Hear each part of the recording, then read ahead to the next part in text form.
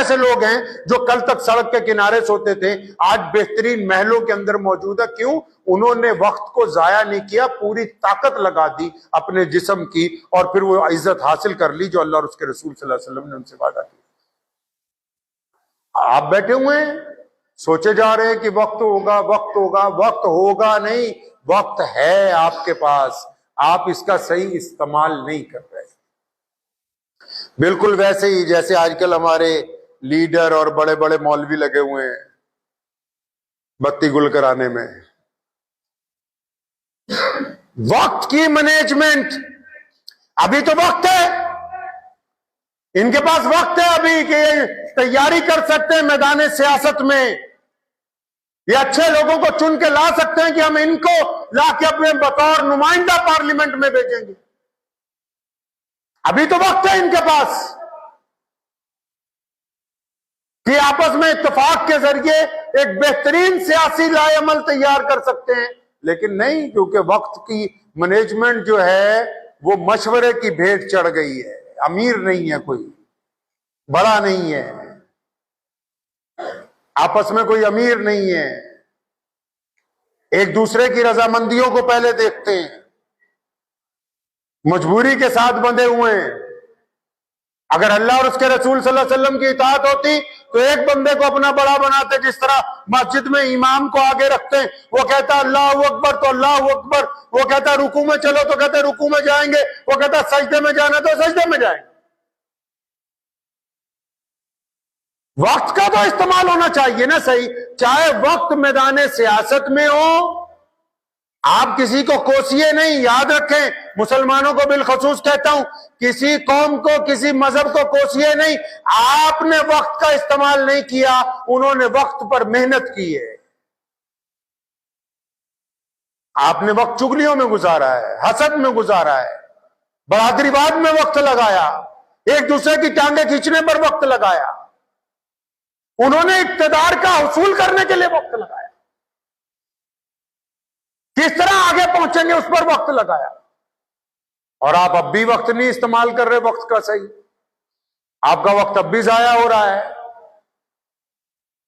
आपको तो नबी अलैहिस्सलाम की सुन्नतों के मुताबिक अपनी जिंदगी की वक्त मैनेजमेंट करनी होगी, सुन्नत के मुताबिक। जिस तरह नबी अलैहिस्सलाम ने हमें जिंदगी गुजारने के लिए कहा है। और कौन कहता है कि मैदान सियासत में नबी अलैहिस्सलाम ने कुछ नहीं बताया? जो असलूब, जो रिवायतें कायनात में सियासत की नबी अलैहिस्सलाम ने कायम की हैं, वो दुनिया में आज तक कोई कर नहीं सका। मस्जिद नबी में दुनिया के तमाम मुल्कों के बड़े बड़े सरबराहों ने, सफीरों ने आके नबी अलैहिस्सलाम से मुलाकातें की हैं। हजूर नबी अलैहिस्सलाम ने सुलह हुदैबिया में और फिर मदीनतुल मुनव्वरा में जब पहुंचे नबी अलैहिस्सलाम हिजरत के वक्त, जो मुआहिदा नामा लिखा गया वहां की हुकूमत चलाने के लिए, वो सियासत नहीं है, वो सियासत ही है। नबी अलैहिस्सलाम ने मस्जिद नबवी की सफों के ऊपर बैठ के उसको अदा किया और वो बिल्कुल बेहतरीन अंदाज में वक्त का तयन करके ये बातें कही, वक्त के तयन के हिसाब से। तो मुसलमानों और गैर मुस्लिमों को भी कहता हूं, बाजार में जो मेहनत करते हैं, मजदूरों को, जो मोहताज हैं या जो परेशान हाल हैं, कई लोग घबरा जाते हैं, कुछ तालीम हासिल कर रहे हैं, पढ़ते हुए परेशान हो जाते हैं। जो बंदा वक्त पे मेहनत करते करते रुक जाए, बीच में काम छोड़ दे, वो मंजिल तक नहीं पहुंच सकता है, वो मंजिल तक नहीं पहुंचेगा। कोई हो, मुसलमान हो, गैर मुस्लिम हो, अमीर हो, गरीब हो, बहुत बड़ा अरबपति भी अगर हाथ में हाथ धर के बैठ जाएगा तो वो सड़क पे आ जाएगा एक दिन, क्योंकि जितनी तेजी से ऊपर गया उतनी तेजी से उसने वापस आना है।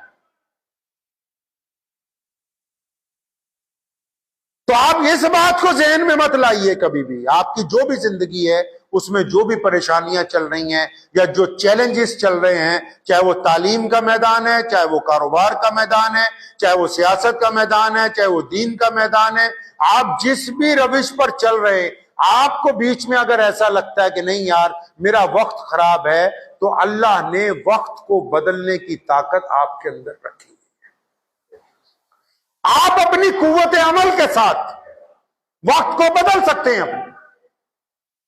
तो बदलिए, अपने वक्त को बदलिए, इसको डिसिप्लिन के अंदर लेके आइए, इसको लेके आइए उस रविश के ऊपर जिसकी जरूरत आपको है।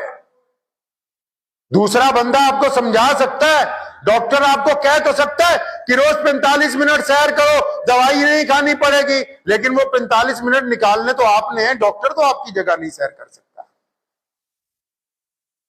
मां बाप कह सकते हैं कि बेटा पढ़ ले, कल को पछताएगा। मां बाप तो कोशिश कर सकते हैं, फीस दे सकते हैं स्कूल की, जोर लगा सकते हैं, लेकिन पढ़ना तो आपको ही है। अगर पढ़ जाएंगे तो कल को कामयाब हो जाएंगे, नहीं पढ़ेंगे तो इसमें मां बाप का तो कोई कसूर नहीं।